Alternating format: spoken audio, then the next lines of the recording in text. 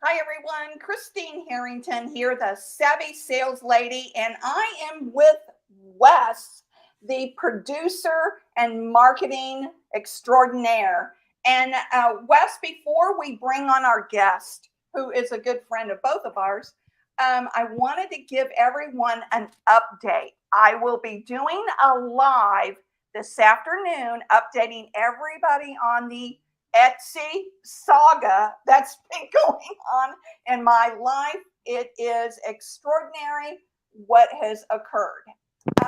So I'm just putting that little tease out there, Wes. And you and I have talked about this off air too, and this has gotten nuts. Yeah, there's no excuse for bad customer service. And even though the customer is always right, might be one of those things that, is kind of old school. You definitely, even if they're not right, you still need to, treat people with a, modicum of respect. And this gentleman just did not do that. So, wait till you hear the rest. but wait, there's more, right? Right. Well, that's good stuff.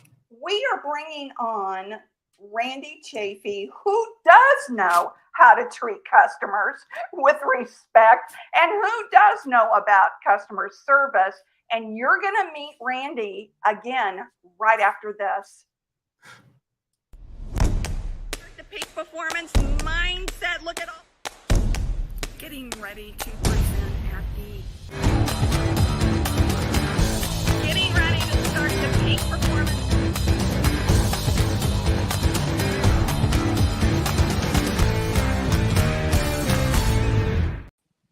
Hey everyone, and welcome, Randy. Thank you. Christine, how are you, my friend?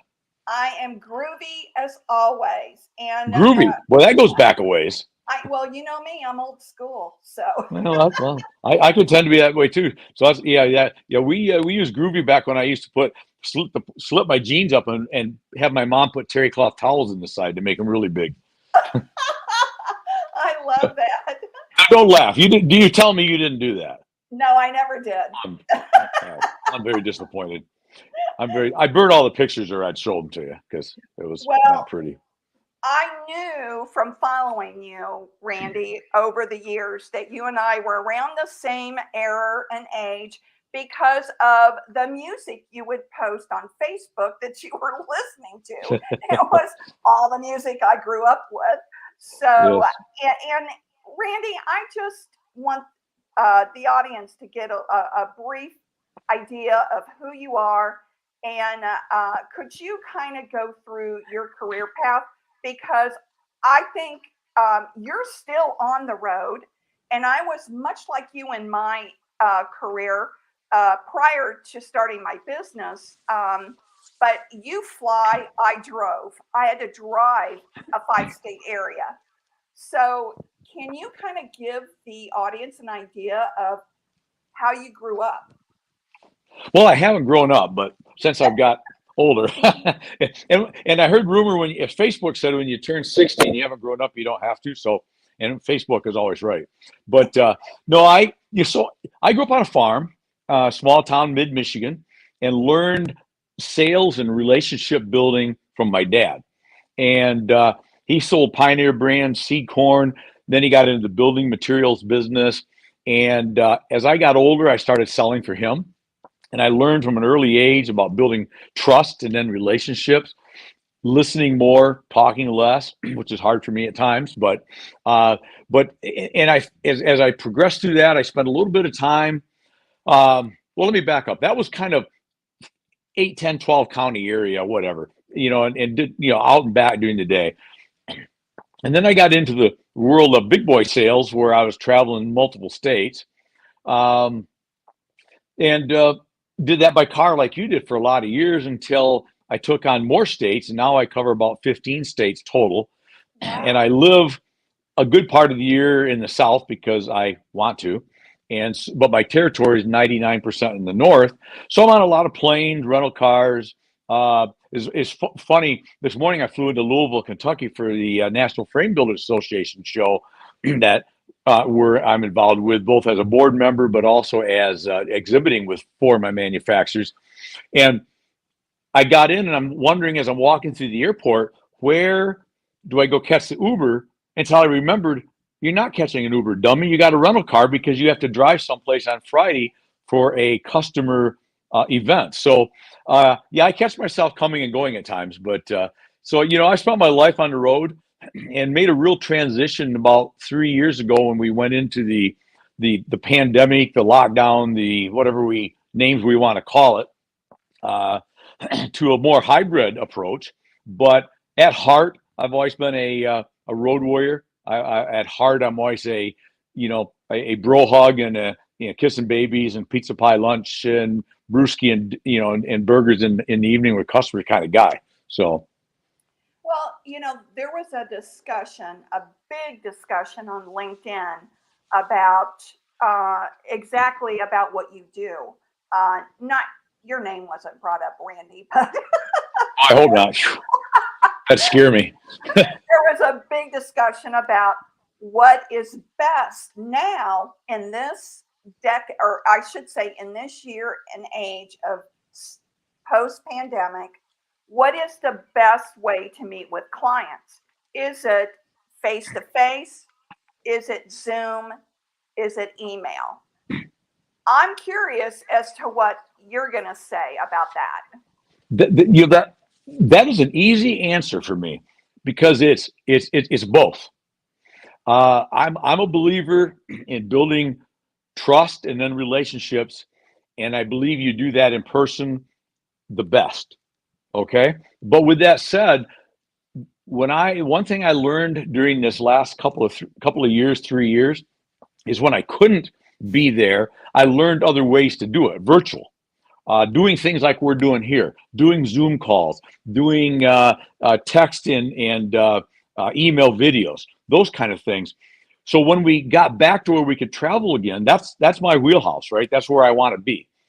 But I didn't just get rid of that because I learned an art, I think I'd call it, of how to be a communicator virtually as well as in person. So all that did is become a force multiplier. I am many more places, many more times than I ever was before. And so I use it as an augmentation of, I use the old school to augment the new school, and I use the new school to augment the old school. So I think it's not one or the other anymore, in my opinion. It's not get rid of the new now because we can travel, or have been able to for a while. But at the same token, don't go the opposite way either. It's a hybrid scenario, and that's really what I've really worked to develop over the last few years. And everyone, I want you to realize that Randy is highly successful at what he does. He has a solid, successful business. So I'm going to pivot and ask you this question, Randy, and I want everyone to hear your advice on this. So if you were to call a prospect, would you pick up the phone? Would you email? What would you do first? Depends. Generally speaking, I like to pick the phone up because that's a little bit of the old school left to me. I want to hear their voice. I want to hear their voice inflection. I want to be able to figure out early on, is this somebody that I can build a fun-loving, friendly, joking relationship, or are they very stoic? And that's hard to do. Not hard, it's impossible to do on an email, right? So my first goal would be to pick the phone up. Now, sometimes it has to go by email. If I make a phone call, leave a message with either them or the gatekeeper, I'll send an email and say, hey, I left a message for you. Just wanted to follow up with an email. I'd really like a few minutes of your time. If when you're available, I've got these following dates. I believe in saying this is what I would like to do. I like to give them some times and dates because otherwise, if it's whenever you have time, in likelihood, that's never, right? So I like to pin them down a little bit because if they realize that I'm kind of waiting, most decent people will give me some kind of an answer, even if it's no. But now I will use Zoom or Teams or Google Meet or any of the technologies of virtual if it's a customer a long ways away. And this is one of the force multipliers. If it's a real maybe yet, and we have a conversation on the phone. Before I'll jump on an airplane and fly to Portland, Maine and drive 5 hours up into the mountains of Maine, I may jump on a Zoom or whatever, virtual, and have a 15-minute chat, get to know each other a little bit to see if it makes sense for both of us to go to the $2,000 expense and 3 days of my time, right? To fly out there for something that, if it's truly not a fit for both of us, then there's really no sense wasting their time or my time. So that's one thing about the technology that I do enjoy, is it allows me to do that 15-minute call, Christine, and make some real determinations between my customer and my, or potential customer and myself, without having to take 2 days out of my schedule to go do. So it is a force multiplier from that standpoint. But to answer your question, always in my mind, phone first. I like text. If you have their phone number, cell phone number, I think text is the new email. In my mind, people respond to text greater than they do email. Email is easy to go. I'll get to it when I get to it, which is, again, never.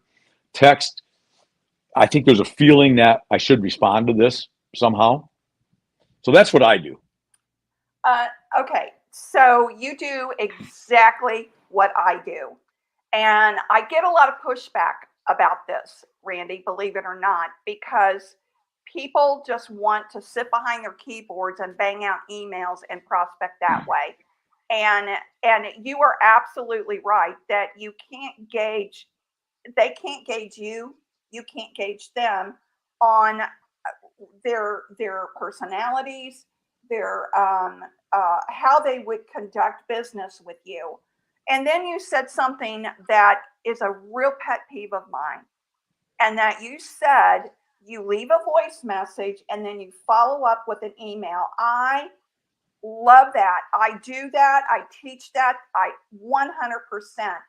And I'll tell you a real brief story here. I worked at a place that the account executive would never leave a voicemail. He would call and he would hang up. He would call, he would hang up.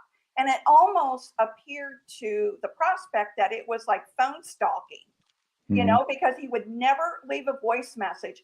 And one day he calls, the prospect calls into the office and is screaming at the receptionist and says, I don't know who is calling me from this phone number, but you tell them to stop calling me. Yeah. That didn't go as planned, did it? Oh no, it was unbelievable. So you always should leave a voicemail for the prospect if you get voicemail. And I agree with you. You follow up with an email just to let them know in case they don't listen to their voicemail, right? Exactly. Because you see, I operate under and maybe this is old school. It shouldn't be, but I operate under the belief that I need to earn the right to ask for their business. And that starts from the very initial call. They need to understand that I'm not a pushy, I'm a consultative type sales guy. We got to make sure this works together for you and I together. We got to make sure that I'm right for you, you're right for me. You may not be the right customer for us. We may not be the right supplier for you. We need to figure that stuff out. But we need to do it in a consultative way.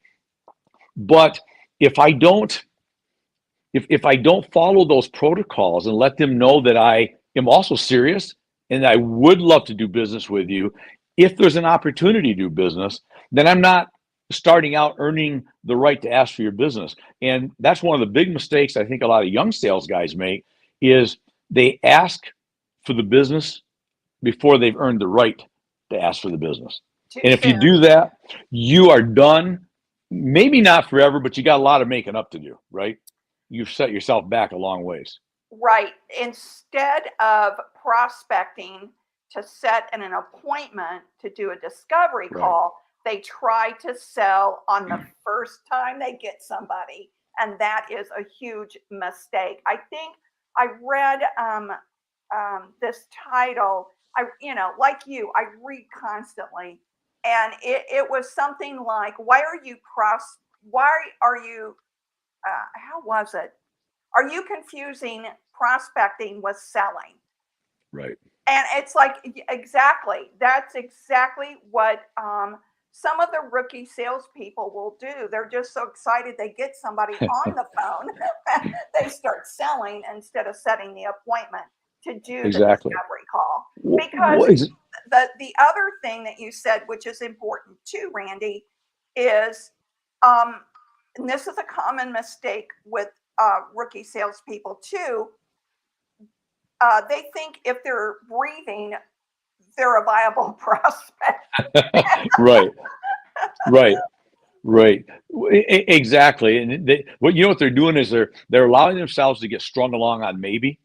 And we all know that if we're pros in this field, the worst word ever is maybe, right? Oh, Just right. tell me no. If it's no, I can handle no all day long, because you know what? I have got, I've been reasonably successful in what I do, and I've got way more no's than I've got yeses, right? That's the nature of the beast. But so no's are okay, because all that means, and this is something gets talked about a lot, but it gets forgotten.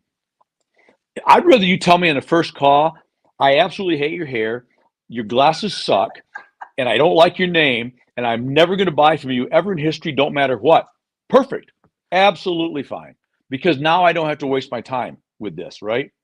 But the back to something you said I thought was interesting, Christine, is sales guys, especially newer into the game, regardless of their age, but newer into the world of selling, and you hit on it, so key. The prospecting call is to see if there should be and can be an appointment, and then get the appointment. If you start rattling off pricing and how many boxes on a pallet and how many pallets on a truck, and I give you everything I have, there is no reason now for us to have the next meeting. And then it all becomes a transactional situation rather than relationship, because we haven't had a chance to build a relationship yet. And in transactional, even though products that I sell, I'm fairly priced. Am I always the cheapest? Oh, no, not at all. I'm fair. But if I'm going to be thrown or thrust into transactional only, I'm going to lose every time. I don't want to be in transactional situations. I want to be in consultative relationship, trust building, to where we look at the whole package. And if I give you everything in the first 14 minutes of conversation, as a lot of people call it, diarrhea of the mouth, right? Where I told you everything I know because I want to sound so smart. There really is no reason for us to get together next week on Thursday for lunch, is there? Right. And that is so key, Randy, because another rookie mistake is product dumping. In other words, they will tell a prospect every features and benefits. They don't need to know all the features and benefits. If you've done your qualifying correctly, and if you have moved the sales conversation correctly, you know what their key needs are. So only review those features and benefits for those specific needs. There's a few that I coach right now who they feel like their job is to thoroughly educate the client, the prospect. They have 2-hour meetings. And it's like, did you sell it? No. Well, there's no surprise there, because your job is to find out what their needs are, and then how your product, how some of the features and benefits can solve that problem. Your job isn't to give them an education of the industry. Right. That you're so key there, Christine, because those things come with part of the relationship and trust building part as you move forward, right? Not at the start. Mm-hmm. And you're so right. I see it all the time, going back to what I said, but I see so many people throw the sale themselves as a salesperson back into transactional. The customer didn't take it there. The salesperson pushed it there. They took it there because there's a point in time where It's tough for us in the world of sales. I know it's tough for people like you and I that guest a lot on podcasts and host our own podcast. We kind of like to talk, right? So I understand all that, but man, you just got to learn to shut up sometimes, right? Just stop. Just you give them enough to get that to decide if there's a reason to have the next meeting. And that's all you want, right, Christine, is you That's want it. the next meeting, nothing else. And it's like, because I'm sorry, if you think you're going to, and let's say you get lucky 1 out of every 100 times, and different sales are different. I'm in more higher ticket distributor based long term sales, so I guess I know that's different. But if I get a sale the first phone call I make, either extremely luck of the draw, made the phone call at the right time, right place, right day, maybe 10% of that's right. The balance of it is I just happen to have the best price at the right time, which then again is transactional, and I will not have that business long term because the next guy that calls up next week Thursday or 3 months from now on Thursday that has a better price.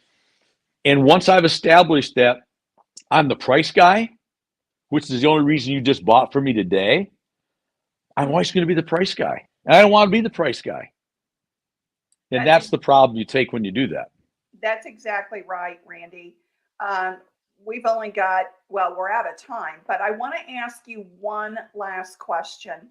Sure. Because you've been in the sales arena as long as I have. What do you think is the reason for your successful longevity?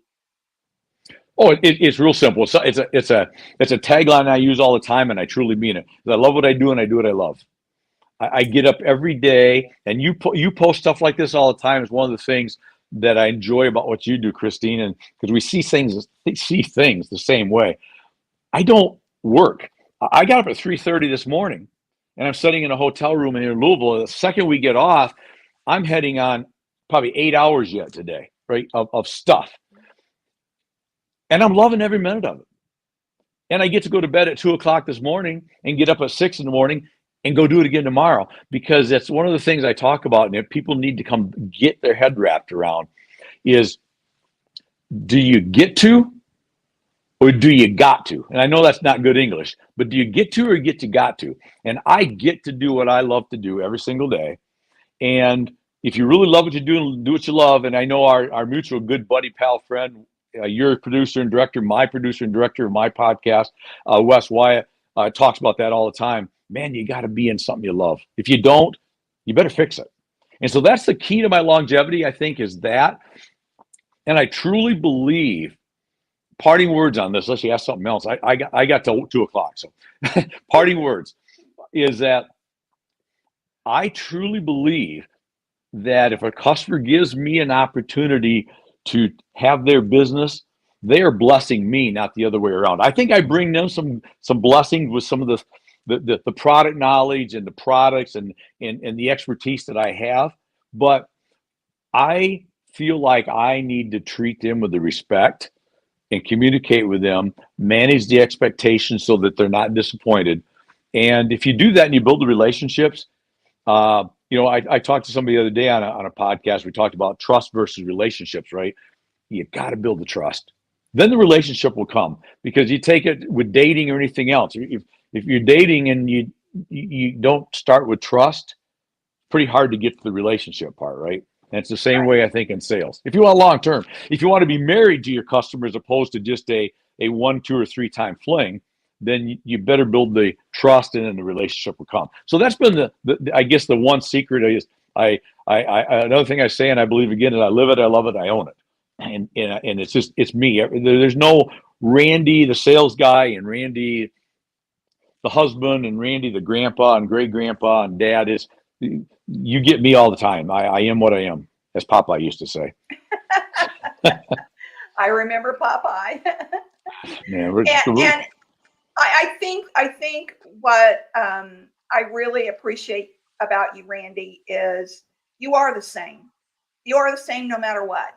Whether you're on a podcast, whether it's in social media, you're posting. it's authentic Randy all the time. And that's what I really appreciate about you. So tell the audience how they can follow you. They can go to ibuyfromrandy.com. Wes just popped that up there. Well done. They can go to, that'll take them to my website. They can follow me anywhere on social media. I'm on LinkedIn a lot, Facebook, Instagram. That's my big three. I've done some TikTok, but I've decided if I'm going to be really successful at TikTok, I need to dance with goats, and that's just a little more than I can do. But we'll see. I mean, I have limits. I have many limits, but I have limits. But so I'm on. I'm on. They can find me on social media. Building Wins Live is my podcast that I do with your producer director, our mutual friend Wes Wyatt. Building Wins Live. We're on at least once a week. Vlog and then we do the audio version on Mondays. They can find me there at hashtag Building Wins Live, or just go to YouTube or anywhere else and just stick in Building Wins or Randy or whatever they want to do, and they'll find me. All right, Randy. Well, I appreciate you being on. I know that we drug you away from the manufacturing show, and so I do appreciate you taking the time to be on today and just sharing your words of wisdom, which are really important. And thank you. I can't thank you enough. Oh, you're more than welcome. Anytime, my friend. You keep doing what you do. You're a champ. All righty. Well, bye, everybody. And remember, sales is a journey, not a quick trip around the block. I'll see you next Tuesday at 1 for lunch, and that's Eastern Standard Time. Bye-bye.